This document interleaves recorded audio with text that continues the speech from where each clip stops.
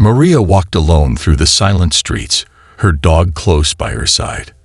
The town lay quiet under the night sky. She moved without a sound, her steps light on the empty road. Headlights sliced through the dark. A police car slowed as it pulled up beside her. Maria stopped. Her dog barked once, standing firm. 2 officers stepped out. No words, no warning. One officer raised his weapon. A single shot broke the silence. The dog dropped. Before we dive in, hit that subscribe button and turn on the bell, because this story will grip you from the first second. A quiet town, a deadly secret, and a woman with nothing left to lose. Stay to the end. You won't see the twist coming. Maria dropped to her knees. The weight of the moment crushed her. She touched her dog's still body. The world dulled around her. The wind faded. Only laughter remained. "Stupid mutt," one officer said. "She'll get over it," the other replied. Maria stayed there, silent. Her hand shook, but her face held steady. Inside, something cold and sharp awakened. They thought they saw a grieving woman. They didn't. They saw the surface. She stood slowly as they turned their backs, laughing at their own cruelty. They couldn't see her eyes fixed on them, calm and exact. Maria had been through worse. She had crossed enemy lines, led people through storms of fire and betrayal. She knew how to strike when no one expected it. And now, they had made it personal. The officers got back in their car and drove away, lights fading into the dark. Maria stayed still, alone in the quiet. Her thoughts sharpened. Her sorrow locked itself deep inside. No cries, no pleas, no weakness. She leaned down, closed her dog's eyes, and stood again. The street stretched ahead, but Maria already saw further than the night. She would not go to the station. She would not seek help. She would handle this her way. The officers saw a civilian. They never saw the commander. Maria turned and disappeared into the shadows, quiet and sure. The hunt had begun. The next morning, the woman was already moving. She watched from a distance as the 2 officers began their shift. They joked and drank coffee, acting like nothing had happened. She kept to the edges, slipping through streets, alleys and corners, always silent.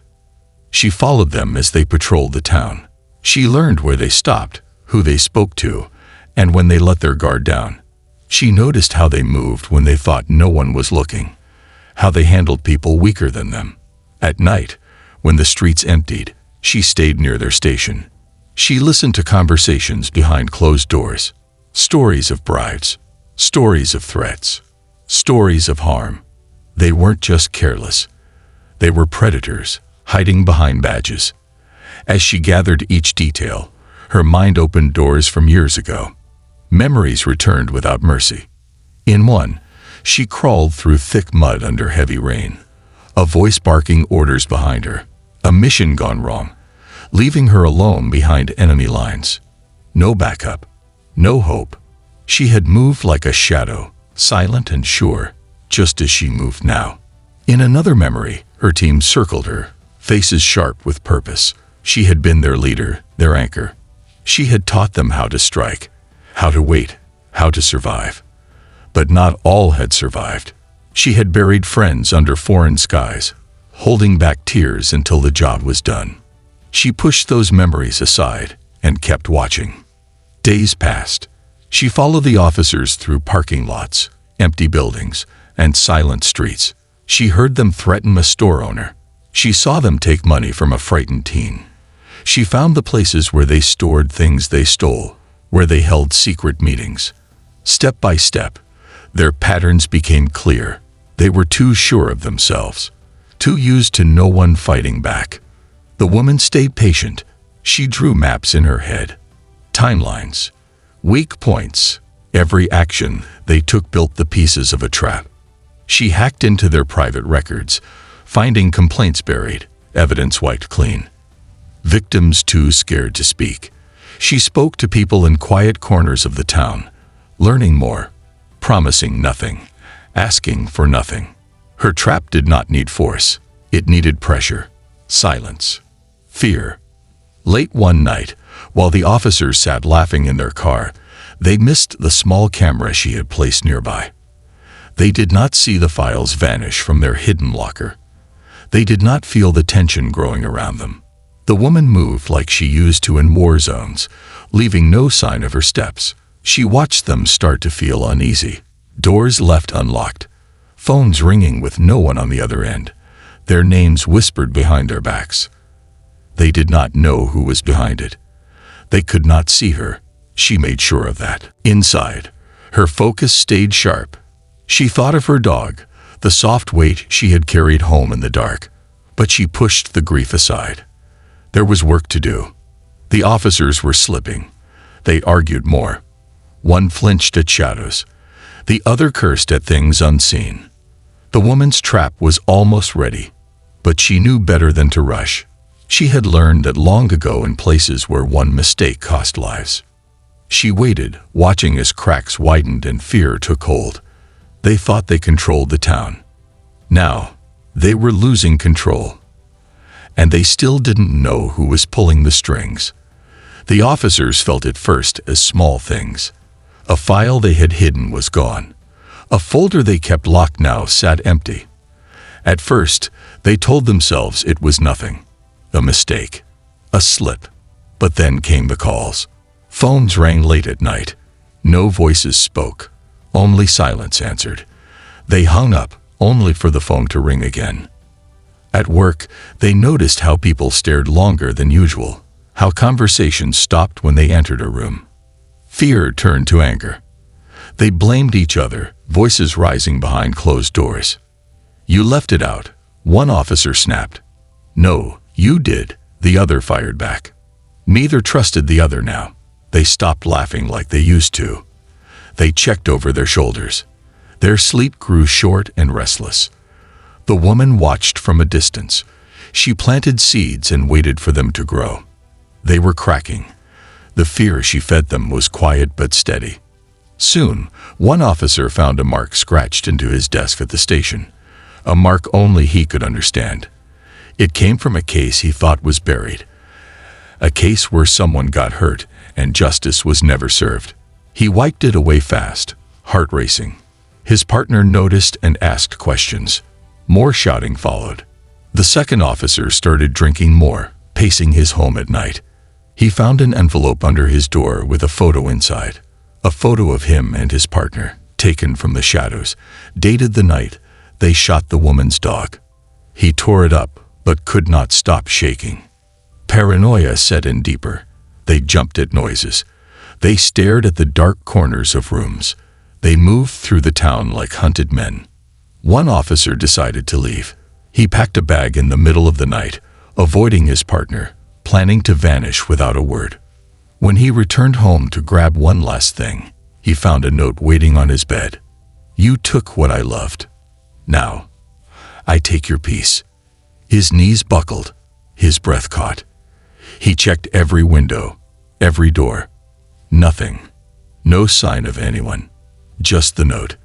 He rushed to tell his partner, but the partner accused him of hiding things, of working against him. The argument turned violent. A punch thrown. A chair kicked over. Old trust shattered. The woman watched from the shadows, calm. She remembered her training. How fear weakens faster than force. How the mind, once shaken, destroys itself. They were close to breaking. She moved through the town, unnoticed, always listening, always striking where they least expected. Her next move was simple. She sent them both a message at once, a photo of the two officers, circled in red. No words, just the image.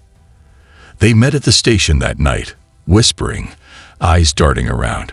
They started speaking of someone coming for them, someone invisible, someone smart.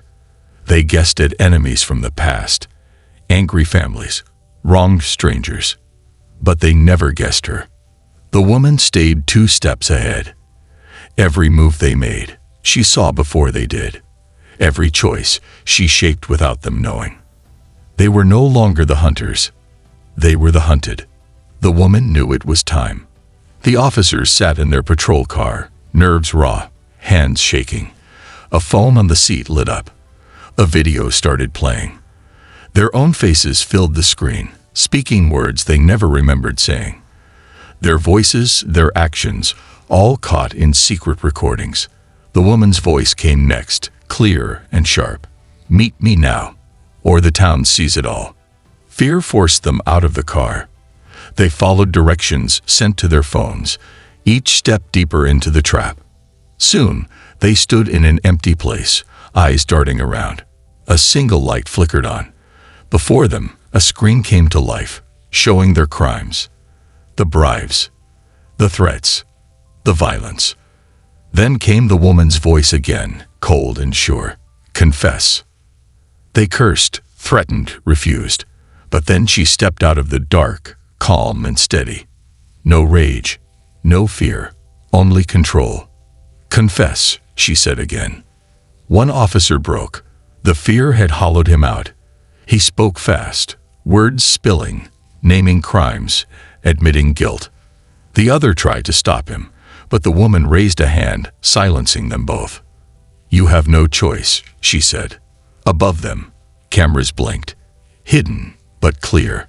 The whole town now watching. The partner snapped, fists clenched, but his strength was gone. The fear had drained it away. He shouted at the woman, but his voice echoed uselessly. "You hunted me," she said. "Now they will hunt you." The video streamed across town screens, phones, shops, homes. People watched as the officers confessed to years of harm. Then the woman stepped back into the dark, leaving them frozen. Within minutes, sirens wailed. Doors slammed open. Townspeople stormed toward the officers. No one listened to their excuses. No one cared for their shouts. The weight of their crimes crushed them. The officers were dragged away, faces pale, hands bound. The town, once quiet, rose up. The fear that held it down shattered. People demanded answers. People demanded change. And this time, no one stood in their way. Far from the noise, the woman stood by a small grave. Her hand rested gently on the ground. No words, no tears, just a silent goodbye. Then she turned and walked into the night, unseen, unheard. Her mission was over. If that story left you on edge, make sure to like, comment, and subscribe for more tales just as intense. What would you have done in her place? Let me know below, and stay tuned. The next story might hit even harder.